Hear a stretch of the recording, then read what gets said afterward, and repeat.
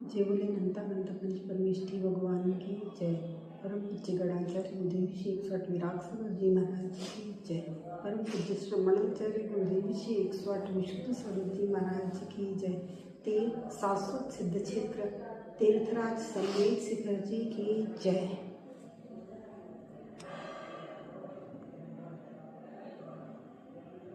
भव्यात्मा, कल हम देख रहे थे तीर्थराज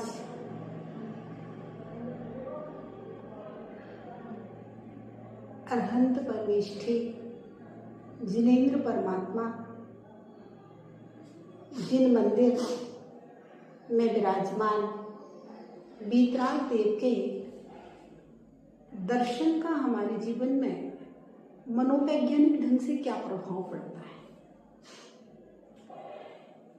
जैसा देखते हैं वैसे ही विचार मन में आते हैं, वैसे ही भावनाएं अंतरंग में उत्पन्न होती हैं और फिर वैसा ही धीरे धीरे करके हमारा आचरण भी बनता है। आचार्य भगवान रविशेन स्वामी ने पद्म पुराण ग्रंथ में लिखा है, जब कोई व्यक्ति जिनेन्द्र भगवान के दर्शन का चिंतन करता है तब वह 2 उपवास के फल को प्राप्त कर लेता है। और जब वह व्यक्ति जिनेन्द्र भगवान के दर्शन के लिए जाने का अभिलाषा अंतरंग में उत्पन्न करता है, जाने का अभिलाषी होता है, तो वह 3 उपवास के फल की प्राप्ति कर लेता है। और जब वही व्यक्ति जिनेन्द्र भगवान के मंदिर में जाने की तैयारियां करता है तो वह 4 उपवास के फल की प्राप्ति करता है। और जब वह घर से निकलने लगता है जिनेन्द्र भगवान के दर्शन के लिए तो वह 5 उपवास के फल की प्राप्ति कर लेता है। और जब वही व्यक्ति घर से थोड़ा दूर पहुंच जाता है तब वह 12 उपवास के फल की प्राप्ति कर लेता है। और जब वही व्यक्ति मंदिर और घर के बीच में पहुंच जाता है तो 15 उपवास के फल की प्राप्ति कर लेता है। और जहां से मंदिर का दर्शन होने लगता है तब 1 माह के उपवास के फल की प्राप्ति कर लेता है। और मंदिर के आंगन में प्रवेश करता है तो 6 माह के उपवास के फल की प्राप्ति कर लेता है। और वही व्यक्ति जब जिनालय के हॉल में प्रवेश करता है तो वह 1 वर्ष के उपवास के फल की प्राप्ति कर लेता है। और जब वही व्यक्ति भगवान की वेदी की प्रदक्षिणा लगाता है तब वह 100 वर्ष के उपवास के फल की प्राप्ति कर लेता है। और जब वह व्यक्ति भावपूर्वक स्वभाव को स्मरण करते हुए जिनेन्द्र भगवान की वीतराग मुद्रा का दर्शन करता है और भावपूर्वक स्तुतियों का गान करता है तब यह व्यक्ति करोड़ों और अनंतों उपवासों के फलों की प्राप्ति कर लेता है। भव्यात्मा, ऐसा लगता है कभी कभी कि ये देव दर्शन के फल के विषय में जो आचार्य महाराज ने लिखा है ये कोई आकर्षण उत्पन्न करने के लिए लिख दिया है। जैसे अन्य स्थानों पर भी आया है, दशाध्याय परिच्छिन्ने तत्वार्थे पठिते सति फलम स्यादुपवासस्य भासितम मुनिपुंगवे। तत्वार्थ सूत्र के 10 अध्यायों को बिना भोजन पान लिए अविच्छिन्न एक स्थान पर बैठ करके मौन पूर्वक व्यवस्थित उच्चारण करते हुए जो पढ़ा जाता है वह 1 उपवास के फल को प्रदान करने वाला होता है। आचार्य भगवान सुखचंद्र स्वामी ने ज्ञानार्णव ग्रंथ के अंदर लिखा है कि अगर कोई व्यक्ति भावपूर्वक अच्छे मन से विशुद्धि पूर्वक 1 क्रमोकार की माला फेरता है तब वह 1 उपवास के फल को प्राप्त कर लेता है। अन्य भी समेत शिखर के टॉप में हम लोग जब दर्शन करते हैं तब वह टॉप दर्शन की टॉप के अर्घ्य की छोटी सी किताब होती है उसमें नीचे लिखा रहता है इस स्टॉक का पूजन करने से इतने उपवास की फल की प्राप्ति होती है, इतने करोड़ उपवास के फल की प्राप्ति होती है, इतने करोड़ उपवास के फल की प्राप्ति होती है, इतने करोड़ उपवास के फल की प्राप्ति होती है। बच्चे लोग उसको पढ़ते हैं। हम लोग पहले छोटे छोटे बच्चे थे, जब उस किताब को पढ़ते थे तो ऐसा लगता था एक टोक का दर्शन करने से इतने सारे उपवासों के फल की प्राप्ति हो जाएगी, फिर तो जीवन में कभी उपवास करने की जरूरत ही नहीं है, क्योंकि हमारी इतनी छोटी सी उम्र है और शक्ति इतनी हीन है कि हम लोग तो उपवास के नाम से ही डर जाते हैं।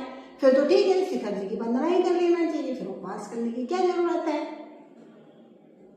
भव्यात्मा ऐसे स्थान पर ऐसा लगता है कि जैसे कोई आकर्षण उत्पन्न करने के लिए लिख दिया गया है ना, या कोई कपोल कल्पनाएं हैं। लेकिन एक बात हमेशा ध्यान रखना,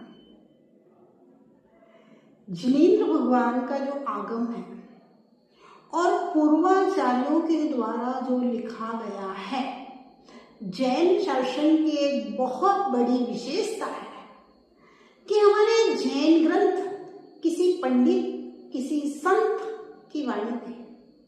हमारे जैन ग्रंथ, जैन शासन, जिनेंद्र भगवान सर्वज्ञ देव की वाणी है। ये एक बहुत बड़ी विशेषता है, क्योंकि दर्शन करने का पुण्य भी आपको तभी लगेगा, दर्शन करने का पूरा फल भी आपको तभी मिलेगा जब आप भगवान की वितरागता को और सर्वज्ञता को समझकर उसके ऊपर विश्वास करेंगे, तभी मिलेगा। जब स्वाध्याय होता है तो उसके मंगलाचरण में लिखा जाता है, मूल ग्रंथ कर्ता सर्वज्ञ देवा, उत्तर ग्रंथ कर्ता गणधर देवा, प्रति गणधर देवा, तेषां वचनोनुसार आचार्य उमा स्वामी विरचित तत्वार्थ सूत्र ग्रंथ श्रोता श्रावभांतया श्रवन्तु।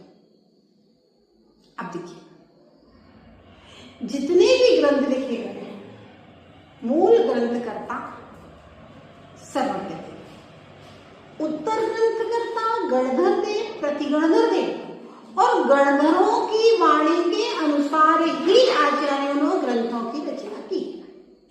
अब अगर सुमचंद्र महाराज ने लिखा है कि एक माला फेरने से एक उपवास के फल की प्राप्ति होती है, उमा स्वामी महाराज ने लिखा है कि तत्वार्थ सूत्र पढ़ने से एक उपवास के फल की प्राप्ति होती है, अथवा सम्यक शिखर की टोकों की वंदना करने से इतने इतने उपवासों के फल की प्राप्ति होती है, अथवा जिनेंद्र भगवान का दर्शन करने से इतने इतने उपवासों की फल की प्राप्ति होती है, तो न ये आचार्य रविशेन स्वामी की वाणी है, न आचार्य शुभचंद्र स्वामी की वाणी है, न आचार्य उमा स्वामी महाराज की वाणी है।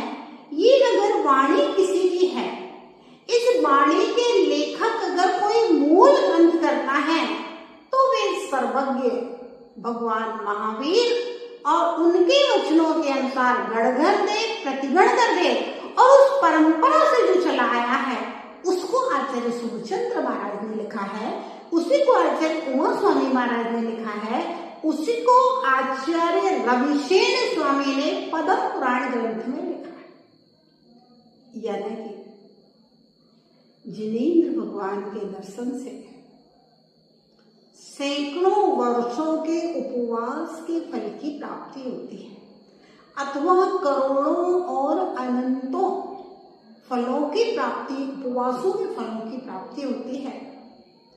इतना महान जिनेंद्र भगवान का भावपूर्ण दर्शन करना।